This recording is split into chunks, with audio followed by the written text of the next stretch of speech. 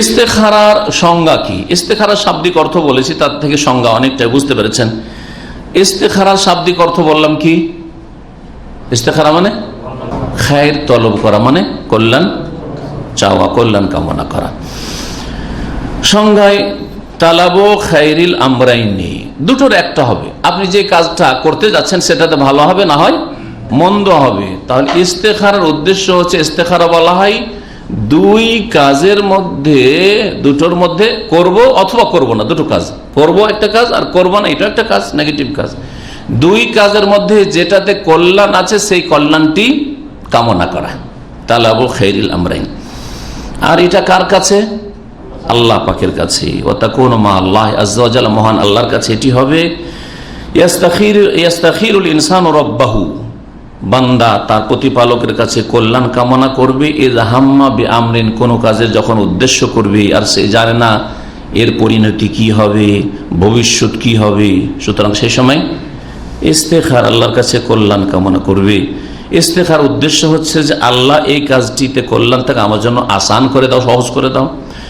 আর যদি এতে যদি অকল্যাণ থাকে, আমার জন্য বিপদ আপদ থাকে বা কোনো লাভ না থাকে, তাহলে এটাকে আমার থেকে দূরে সে আমাকে এর থেকে ফিরে দাও এবং উত্তম বিকল্প দান করো, উত্তম বিকল্প দান করো।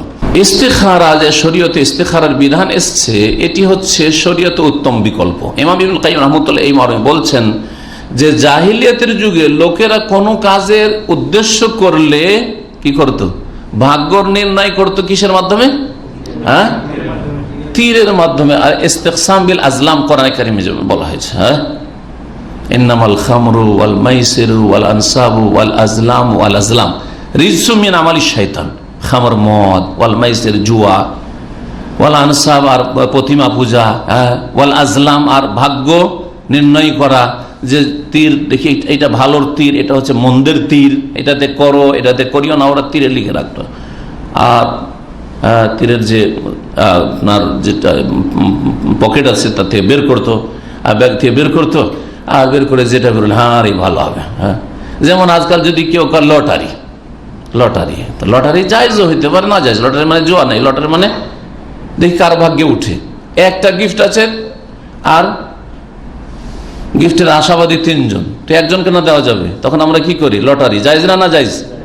হ্যাঁ, কিন্তু আমি কাজ করব কি করব না, এই সময়টায় দেশে যাব কি যাব না, একটাতে লিখবো যাবো আর একটাতে যাবো না, দিয়ে উঠাবো। ধরেন ওঠানোর পরে দেখলাম যে হ্যাঁ যাবো, চলে যাবো, এটা জায়েজ? হারাম। এটা হচ্ছে আজলাম, ভাগ্য নির্ণয় করা। সেটা তীরের মাধ্যমে হোক, জাহিলিয়াতের যুগের মতো, অথবা কাগজে লিখে হোক, আর যে কিছু দিয়ে হোক। জাহিলিয়াতের যুগে এইরকম করত। ইসলাম যখন আসলো তখন ইসলাম প্রত্যেক মন্দ কাজের উত্তম বিকল্প দিয়েছে।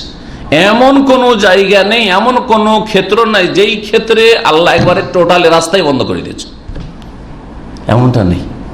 দিন ইসলামের একটি সৌন্দর্যতা হচ্ছে, দিন ইসলামের একটি বৈশিষ্ট্য হচ্ছে যে যেখানেই রাস্তা বন্ধ করা হয়েছে একটা, তখন আরেকটা রাস্তা খুলে দেওয়া হয়েছে। জেনার রাস্তা বন্ধ করা হয়েছে, সমকামিতার রাস্তা বন্ধ করা হয়েছে। কিসের রাস্তা খোলা হয়েছে? বিবাহের রাস্তা খোলা হয়েছে। সুদের রাস্তা বন্ধ করা হয়েছে, হ্যাঁ, তখন ব্যবসার রাস্তা খোলা হয়েছে। আহাল্লাহুল বাইআ ওয়া হারামার রিবা, সুদকে আল্লাহ হারাম করেছেন, ব্যবসাকে হালাল করেছেন। আগে বরং ব্যবসার কথা বলছেন, আগে রাস্তা খোলার পরে বলছে এটা বন্ধ। দুনিয়ার রাস্তার ক্ষেত্রে সরকাররা একটা রাস্তা বন্ধ করে আরেকটা রাস্তা আপনার জন্য বিকল্প খোলে না, খোলে না? না, রাস্তা বন্ধ করে দিয়ে বসে আছে, কোনো রাস্তা নেই, ফেরার কোনো উপায় নেই, না, এরকম করে না। জি, আল্লাহ পাক রব্বুল আলামিন শরীয়তে ওই রকমই এই যে হারাম নাজায়েজ তরিকায় তারা ভাগ্য নির্ণয় করার চেষ্টা করে যে কোনটাতে ভালো আছে, এর মাধ্যমে মনে ভালো আছে। এই জাহিলিয়াতের শিরকি কুফরি কুপ্রথা ছিল, তার উত্তম বিকল্প হিসাবে আল্লাহ রাব্বুল আলামিন সালাতুল ইস্তিখারা দান করেছেন। ইমাম ইবনুল কাইয়িম বলেছেন, ফামা হারামাল্লাহু আলা ইবাদিহি শাইআন ইল্লা আওয়াদাহুম খায়রাম মিনহু। আল্লাহ যে কোনো কিছুকে বান্দার উপর হারাম করেছেন তার উত্তম বিকল্প দান করেছেন। শুকরের গোস্ত, কুকুরের গোস্ত হারাম করলে আল্লাহ আমাদের জন্য গবাদি পশু, গরু, উট, খাসি, দম্বা, মেষ খান না, হ্যাঁ ঠিক না? তাই বলছেন কামা হারামা আলাইহিল ইস্তিকসাম বিল আজলাম ওয়া আওয়াদাহুম আনহু দুআল ইস্তিখারা। যখন আল্লাহ হারাম করেছেন তীরের মাধ্যমে ভাগ্য নির্ধারণ করা, নির্ণয় করা, তখনই আল্লাহ পাক আমাদের জন্য উত্তম বিকল্প দিয়েছেন দুআ ইস্তিখারার। সালাতুল ইস্তিখারার হুকুম কি? ফরজ, ওয়াজিব, সুন্নাত না মুস্তাহাব, জায়েজ?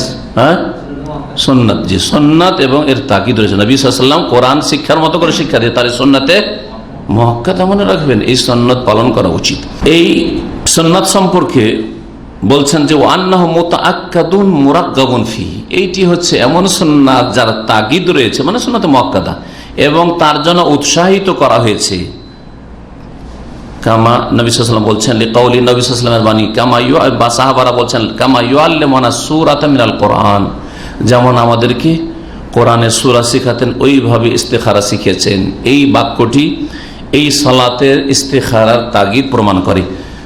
ইমাম ইরাকি একজন ভালো মুহাদ্দিস ছিলেন, তিনি বলছেন ওয়ালাম আজিদ মান ক্বালা বিউজুবুল ইস্তিখারা, আমি এমন কোন আলেম ফুকাহা বা ইমাম পাইনি যে যারা ইস্তিখারাকে ওয়াজিব ফরজ বলেছেন। তার মানে ইস্তিখারা ওয়াজিব ফরজ কেউ বলেননি।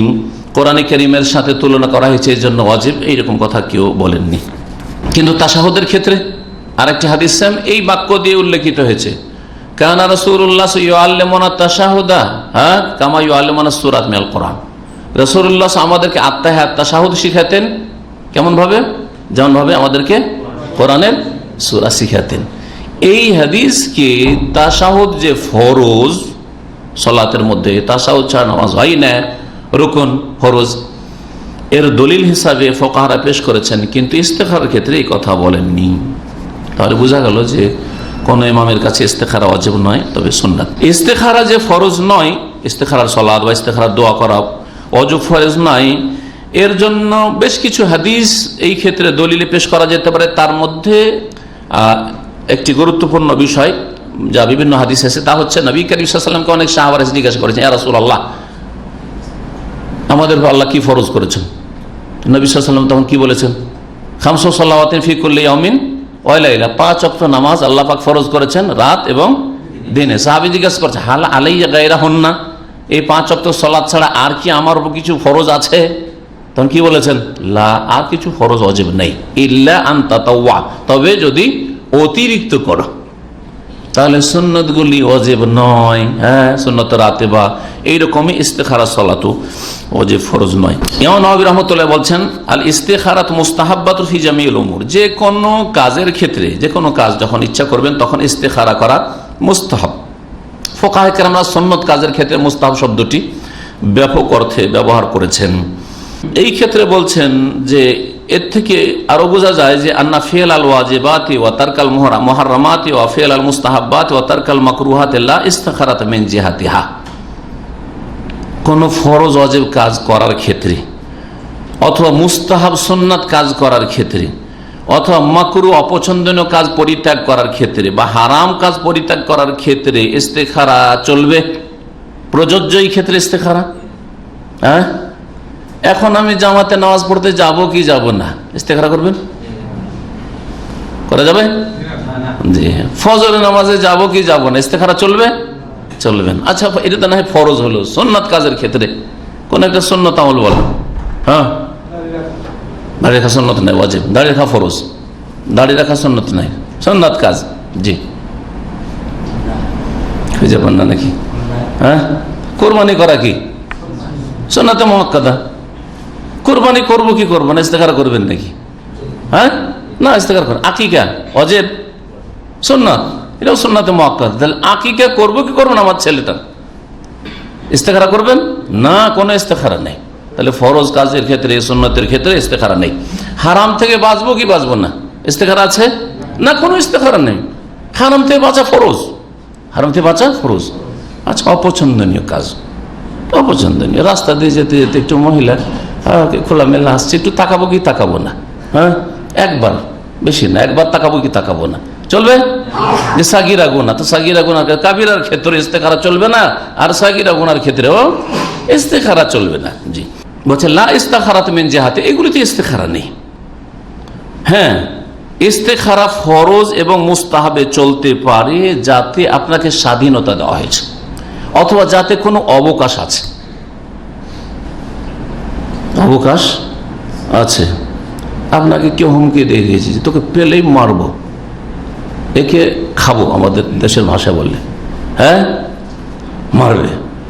আর রাতের অন্ধকারে আমি আজকে বাইরে যাব কি যাব না, ওই নামাজ পড়তে ফজরে, হ্যাঁ এইরকম।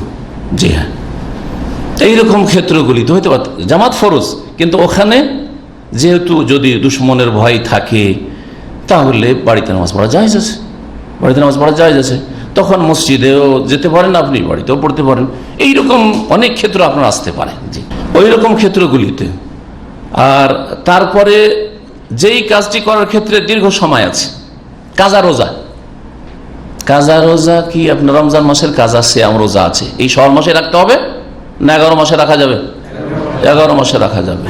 তো যদি কেউ ইস্তেখারা করে যে আমি এই মাসে কাজকর্মের মাঝখানে রোজা রাখবো কি রাখবো না, হ্যাঁ, অথবা সামনে আরো পরে রাখবো, এরকম ক্ষেত্রে, যে কাজগুলির ক্ষেত্রে সময় যথেষ্ট আছে, এইরকম কাজের ক্ষেত্রে চলতে পারে। যদিও ফরজ আজেব কাজ হোক, কিন্তু সেই ক্ষেত্রে ইস্তেখারা করা যেতে পারে।